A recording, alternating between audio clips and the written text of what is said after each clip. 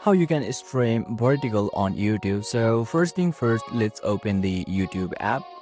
And once you open it, you can see there is plus icon at the bottom of this home page section. So just tap on that plus icon afterward.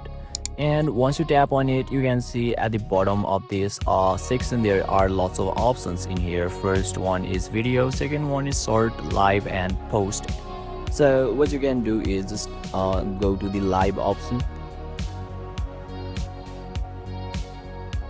and you can see by default it is vertical, so you can simply tap on next afterward, and you need to configure some of the settings, and yeah, you will be able to stream vertical on YouTube successfully. So basically this is how, and this is the process to stream vertical on YouTube.